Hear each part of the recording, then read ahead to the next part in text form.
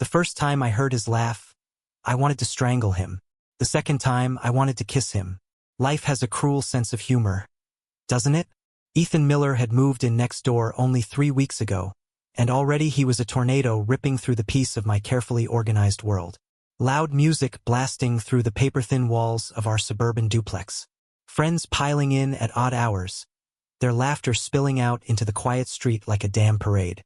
And him always leaning against that stupid fence between our yards, flashing me that irritating grin as if he knew every thought in my head.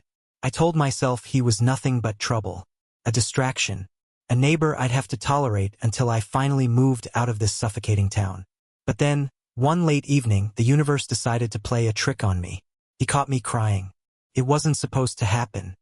I had been sitting on the porch steps, phone still in my hand after the call with my mom, my chest heavy with the weight of words unsaid.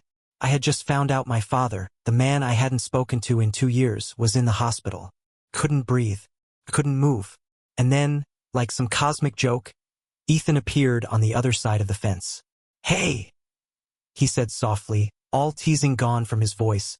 "You okay?" Something in me cracked. Maybe it was the gentleness in his tone, or the way his eyes, usually so mischievous, now held nothing but concern.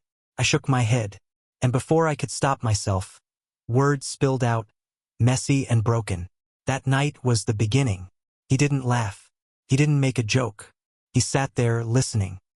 He leaned his arms over the fence, the distance between us narrowing in a way I couldn't ignore. For the first time, I saw him not as the loud, annoying neighbor but as someone real, someone who cared. And when he smiled at Messoft, understanding, and warm, I swear my heart skipped a beat. The days that followed were a blur of stolen moments. Coffee shared over the fence, late-night conversations under the stars, small touches that felt like fire.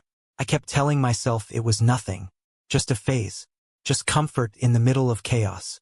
But then he brushed a strand of hair from my face one evening, his hand lingering just a second too long, and I knew I was lying to myself. Of course, nothing beautiful comes without a storm. When my father's condition worsened, I had to face the man who had never accepted me for who I was. Years of silence, of rejection, came crashing back. And Ethan was there, holding me when I wanted to crumble, pushing me when I wanted to run. But the closer he got, the more terrified I became. What if he left too? What if his smile wasn't meant for me forever? Pushed him away. Cruel words, cold stares, pretending I didn't care when inside I was breaking.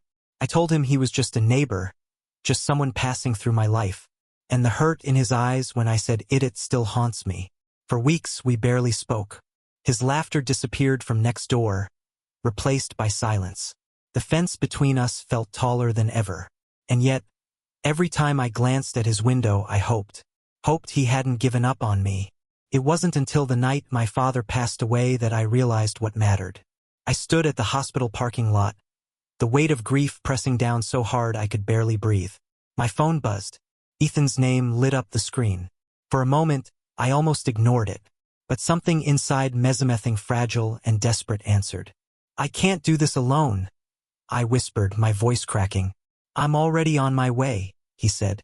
When I saw him running across that lot, hair messy, jacket thrown over his shoulders, I broke. I let him hold me, let him anchor me when the world spun too fast. And in that moment I knew. I didn't just want him as the boy next door, or as a fleeting comfort. I wanted him, all of him, for as long as he'd stay. Ethan kissed me that night, not with fireworks or drama, but with something deeper, something steady, patient, unshakable. The kind of kiss that told me I was safe, that I was wanted, that I was home. Now, when I sit on my porch, I don't hear the noise of an annoying neighbor. I hear the sound of laughter that makes the world feel lighter. I see the boy who climbed over the fence, literally and metaphorically, to reach me. Sometimes I still think about how it all began. How I thought he was just a nuisance, a storm passing through. But storms clear the air, and sometimes they leave rainbows behind. Ethan was my storm, and now's my forever. Thank you for listening. Don't forget to like and subscribe to stay updated with the latest videos.